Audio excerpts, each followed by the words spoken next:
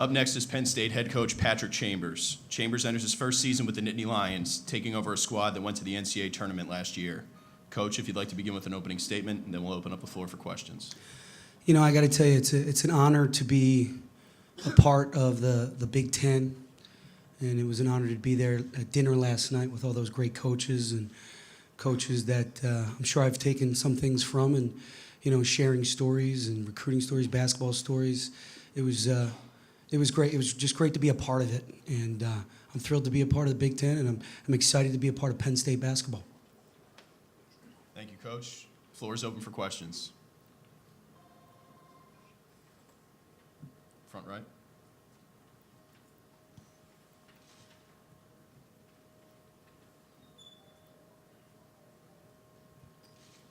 Patrick, what has surprised you at all about your players in the first couple weeks of practice? Anyone in particular and anything in particular that they could do? David, good to see you, buddy. I would say Tim Frazier, you know, his level of play. Now, I've coached a lot of great guards, Kyle Lowry, you know, Corey Fisher, Scotty Reynolds, Randy Foy, and I put Tim Frazier right up there with those guys. His speed, his intensity, his willingness to be coached is really second to none. And that's what we need this year. We need a guy that's going to fill that void. And you need leadership with a young team. We lost 4 seniors, and you know, Tim has taken the torch, and he's happy to carry it. And that's the way he's coming to practice every single day. And we keep stats in practice. It's doesn't happen very often that he loses the statistical category of what we keep. He's big time. And he comes with that approach, that business type approach that I want to get better. I want to be the best. I want to be a leader. I have been tough. If you can't tell by my voice, if you don't know me, my voice is a little scratchy right now. I've been very tough on him. And I think if you're tough on your leader and your captain and your best player, I think the rest of the guys are going to follow. And then they're also going to recognize, hey, he's just as tough on him as he is on me. So something to be said for that. And I think that's the way you grow a team. If we start treating guys differently because of their talent level, then I don't think I'm doing my job, and I'm not preparing Tim for his future.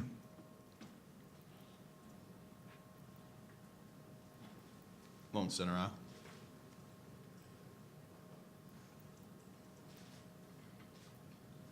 All of us in this room are familiar with the history of Penn State football. Why has it been so difficult for Penn State basketball to rise to that kind of a level and be a big, consistent winner?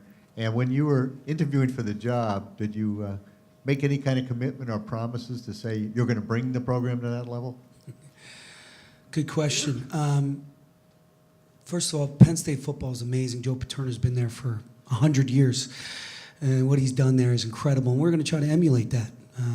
I want to take what he's done, that model, and bring it over to basketball. And I think Ed and Jerry and Bruce all did that in their tenures in their own ways.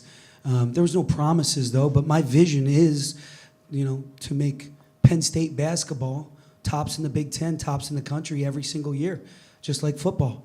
And we got to go out and recruit those type of players, those type of kids. It's very unique though.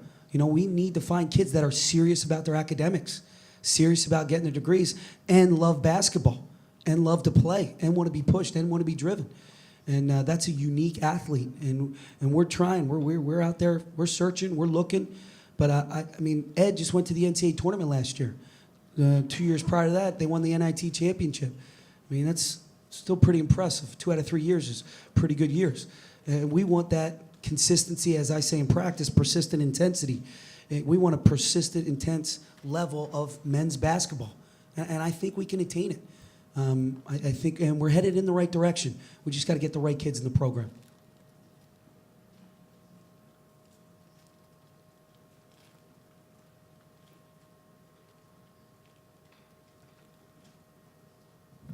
Front right.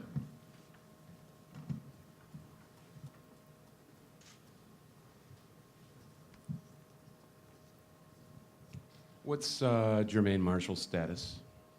He is still suspended And he's working very hard to get back on the team.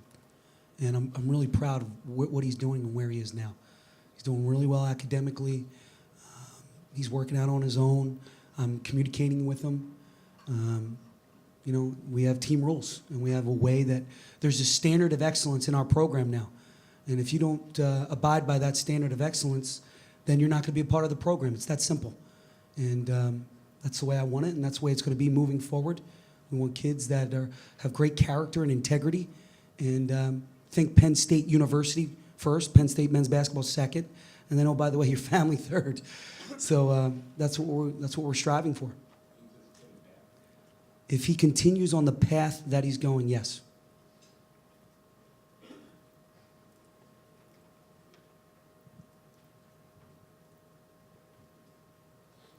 Time for one or two more questions.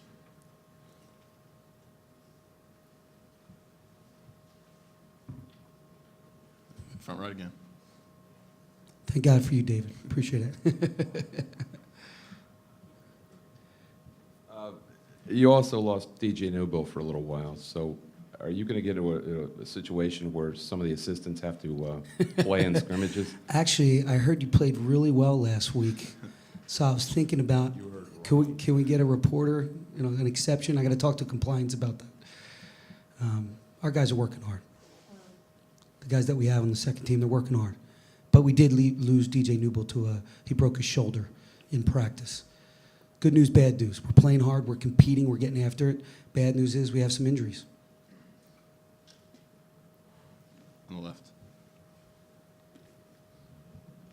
Yeah, Patrick, you look like you're going into some areas maybe to recruit that Penn State hasn't spent a lot of time in the past. What do you have to do to get some of these kids that you're going after to come to Penn State? You know what? Penn State has a lot to offer academically. We have all the amenities that you need to be a great player, to be a great program. I think people just need to get there and see it. We need to get kids on campus. And we can't be afraid to get in some backstreet brawls.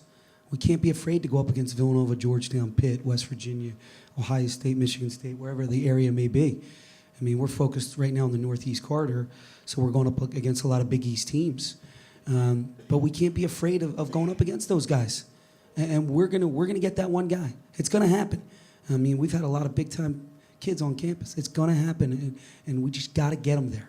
And our message is, you know, we're a great program, a great institution, a young coach that's gonna be there for you and who's gonna push you, gonna drive you, but also who's gonna put an arm around you. Who's gonna love you up a little bit too.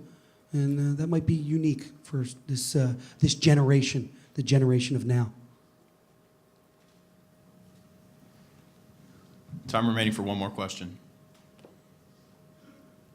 On the center aisle.